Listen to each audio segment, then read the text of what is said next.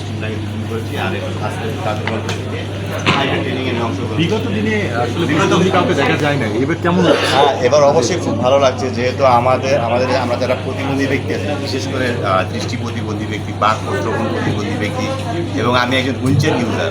তো আমরা জানি সবাই কানেক্ট করে আমরা প্রতিটা থানায় এবং জেলা পর্যায়ে আমরা যেন অবজারভেশন করতে পারি নির্বাচন কেন্দ্রগুলো, সেজন্য আমাদেরকে ট্রেনিং দেওয়া হয়েছে। তার আগে এই ট্রেনিংয়ের আগে 2 দিন, আর আজকে হচ্ছে এটা হচ্ছে আমাদের 3 নম্বর ট্রেনিং। আপনাদের সাথে কোনো লোক থাকবে? না, আমাদের সাথে কোনো লোক থাকবে না, যেহেতু আমরা যে প্রতিবন্ধী ব্যক্তিরা আমরা যে আমাদের দেশকে প্রতিনিধিত্ব করতে পারি তারই একটা প্রমাণ। এখন আমি যদি আমার তাহলে তো আর আমি করতে পারছি না, তাহলে আমাকে করতে হবে। প্রতিনিধিরা 64 জেলার একজন করে আজকে উপস্থিত আছে।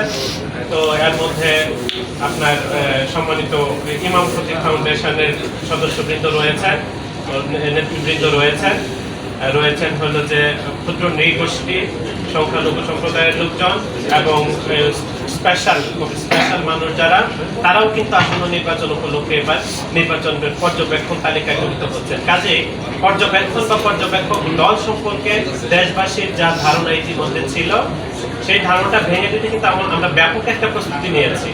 আপনারা দেখছেন প্রায় 36,000 প্লাস, মানে 40,000-এর মতো পর্যবেক্ষক টিম কিন্তু সজাগ দৃষ্টি রাখবে যে কখন কি হচ্ছে না হচ্ছে, দিনে ভোট হচ্ছে না রাতে ভোট হচ্ছে, যত যাই হোক না কেন আমরা কিন্তু তাদের রিপোর্ট সঠিক রিপোর্টগুলো নিয়ে কিন্তু আমরা আমাদের নীতিমালা অনুযায়ী কিন্তু নির্ধারিত সময় কিন্তু আমরা আপনাদের কাছে আসলে হাজির হব।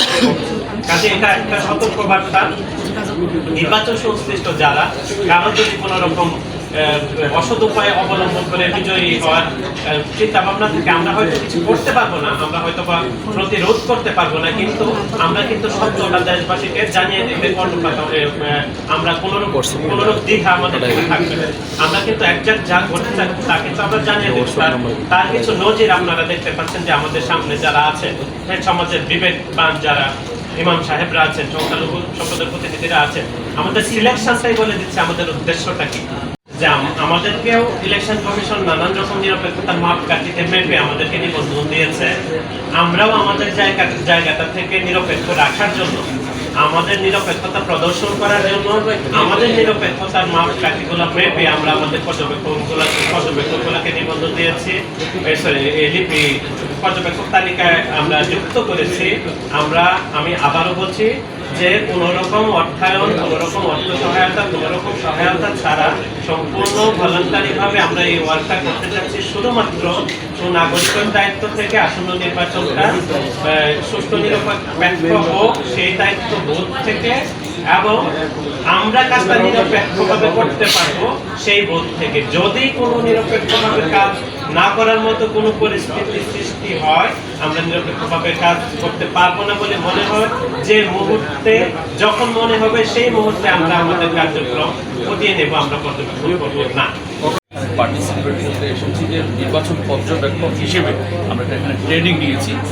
আমরা দেশের ইতিহাসে এবারই প্রথম যে কোনো ইমাম কমিউনিটি আমরা এবার নির্বাচন পর্যবেক্ষক হিসেবে সারা দেশে নির্বাচন কেন্দ্রগুলোতে আমরা বিচরণ করবো এবং নির্বাচনগুলো কীভাবে হচ্ছে, সঠিকভাবে হচ্ছে কিনা সেগুলো আমরা অবজারভেশন করব।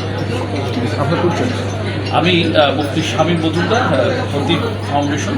আমি মুফতি শামীম মজুমদার, চেয়ারম্যান শাহ সাহাবা জাতীয় খতিব ফাউন্ডেশন। আপনাদের সদস্য সংখ্যা কতজন আছে অবজারভেশনে? এই অবজারভেশনে আমাদের 142 জন আমাদের কর্মী অংশ নেবে এবং নির্বাচন পর্যবেক্ষক হিসেবে সারা দেশে বিভিন্ন জেলা উপজেলায় তারা কাজ করবে।